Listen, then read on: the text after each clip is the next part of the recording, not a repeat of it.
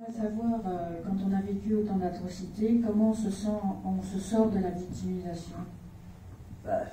On sort par la force des choses. Quand ma mère est retournée à Saint-Ouen, dans son stand et tout, elle a retrouvé des voisins qui ont commencé à lui poser des questions. Oh là là là là, oh, me racontez pas, moi j'étais caché à tel endroit, qu'est-ce que j'ai eu faim? Comme si nous, on n'avait pas connu la faim.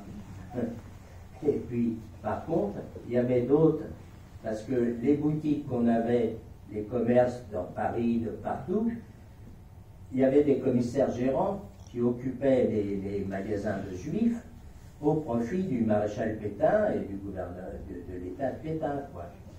Et quand il y a eu des déportés qui sont rentrés, on a fait des jugements pour récupérer les boutiques qu'on avait avant-guerre. Et là, ma mère a entendu des réflexions de gens qui avaient à rendre les boutiques et qui ont trouvé que ma parole, ils sont tous revenus d'un air de dire, mais alors, qu'est-ce qui se passe? On n'est pas tranquille, on ne peut pas rester dans ces commerces-là. Voilà. Et ce qui fait qu'on a vécu comme ça, avec des voisins qui ne se gênaient pas pour dire que pendant la guerre, le commerce était très bon, les Allemands achetaient des meubles, des objets, des bibelots pour envoyer à leur famille en Allemagne, et le commerce à Saint-Ouen, c'est samedi, dimanche et lundi. Le samedi, le dimanche matin, la boutique était vide. Et ils allaient se promener au champ de course, sortir, et voilà, la vie était belle. C'est dommage que la guerre s'est terminée un peu trop tôt pour nous. Voilà. D'autres questions?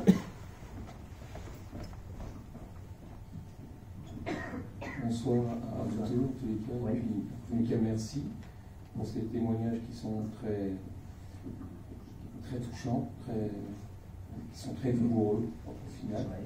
Moi, la question que je me pose, c'est comment on vit après. Bon, la question a été un peu posée, mais comment on rêve, comment on peut.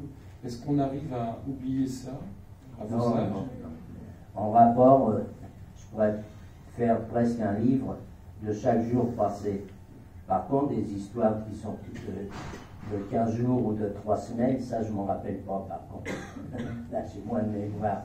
Mais toute ma déportation, bon, j'ai juste un certificat d'études, il y en a qui disent tu devrais écrire. Bon, je me sens pas capable de faire un livre.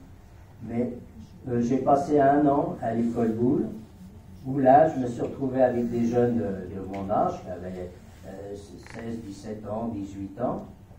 Et là, ça m'a fait un bien terrible parce que je me suis retrouvé avec des jeunes. On faisait du sport. En 1947, c'était cette année-là que j'étais à Boulle, il y avait même des dimanches où je retrouvais des camarades et on allait se baigner à l'époque.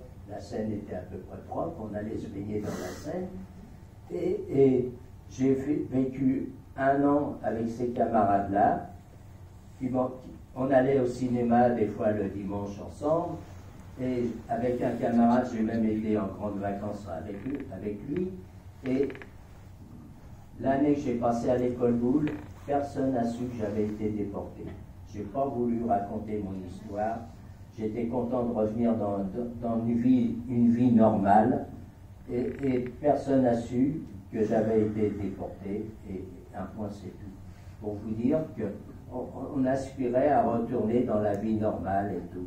Au début, ma mère était interrogée par des voisins, par des commerçants où ma mère allait avant-guerre et tout, et qui demandaient des nouvelles et tout ça, et qui disaient, mais alors si, ça, et moi si j'étais à côté, ils me disaient, mais toi t'étais un gosse et on te tapait aussi. Je dis heureusement qu'on me tapait parce qu'on me considérait comme un autre. Pour dire. Et ce qui fait que ça a été tous les déportés, au début qu'on commençait à parler un peu de leur déportation, et petit à petit, on s'est tu complètement, on n'a absolument pas parlé. Si, on se rencontrait chez les uns, chez les autres, mes 2 camarades éclaireurs ont retrouvé des filles éclaireuses aussi, se sont mariés dès leur retour, pour ainsi dire, et on se recevait comme ça chez les uns, chez les autres, du convoi de Montluc, enfin. Et là, entre nous, on parlait de notre déportation, mais on parlait entre nous. Et quand on retournait comme ça, après, dans la rue et tout, mes premiers témoignages, ça a été quand mes petits-enfants ont eu 14 ans. J'ai été dans leur école et ça a été mes premiers témoignages. À mes enfants, à mes 3 enfants, j'ai absolument pas parlé de ma déportation. Ils ont su, par des livres, par ma femme et tout, ils ont su ce qui s'était passé, mais moi, j'ai pas voulu leur remplir la tête avec ça. Je voulais qu'ils fassent des études, je voulais qu'ils fassent une vie comme tout le monde. Et je leur ai rien raconté. Mes premiers témoignages avaient été avec mes petits-enfants. Voilà.